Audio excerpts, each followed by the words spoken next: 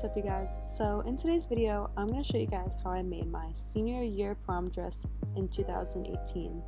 I know I'm kind of a year late, but better late than never. So as you can see here, this was my original design for my prom dress. I wanted long sleeves, a slit, and a ruffled back, and it's kind of cool just to see how your design can change from the beginning to end.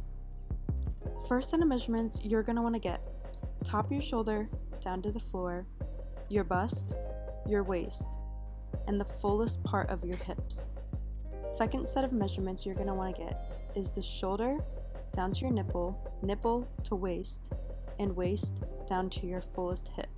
Now that you have your measurements, roll up some pattern paper or some gift paper like I used and start to draw your pattern. First you want to draw your shoulder to floor, and I added an extra 10 inches so my dress could flow.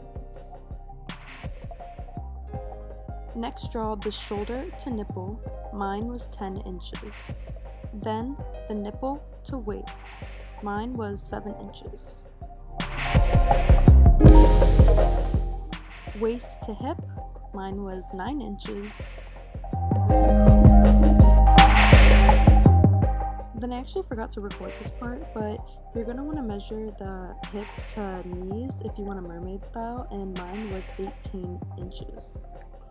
Now for the bust measurement, you're going to want to take the original measurement, divide it by 4, and add an extra ½ an inch for seam allowance. So mine was 8.5 inches. And you're going to want to do the same thing for all the other measurements. So my waist divided by 4 plus ½ an inch is 7 inches.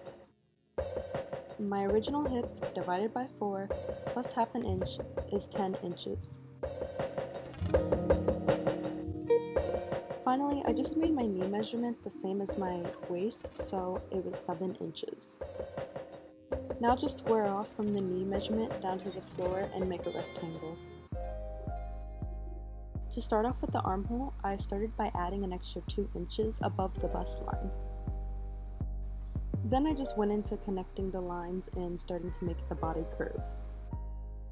Now I know it's totally hard to see in this clip what I'm doing, but all I'm doing is measuring 5 inches across from the shoulder, and then I'm drooping it down to meet at the 2-inch mark.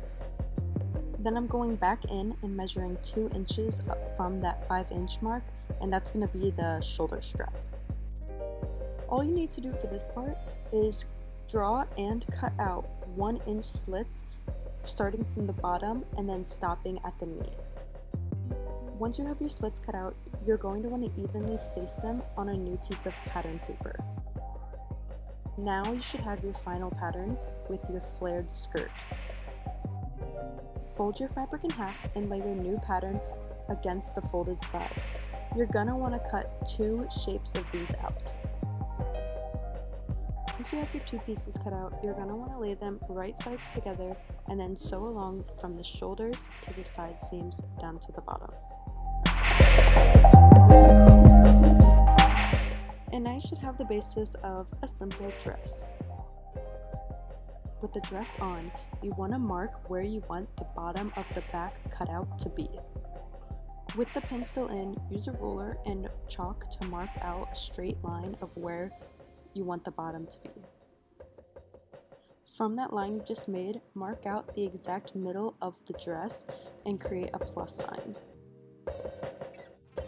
Here I'm just measuring the shoulder to shoulder length and marking the exact middle point and drawing a line down to meet to that bottom plus sign that we just made. Now from both sides of the neck hole, mark from the top of the neck hole down to the plus sign on both the left and the right side. So starting from that middle line, I just cut straight down, and then I proceeded to go to the other 2 sides and cut out a perfect triangle.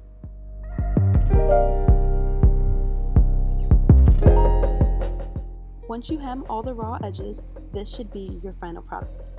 And if you want the same ruffle effects that I had for my actual prom dress, down below I linked a video on how I actually learned to make those ruffles.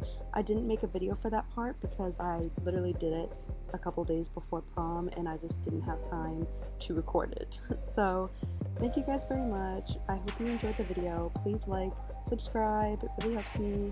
comment down below, and hope to see you again. Thanks, bye!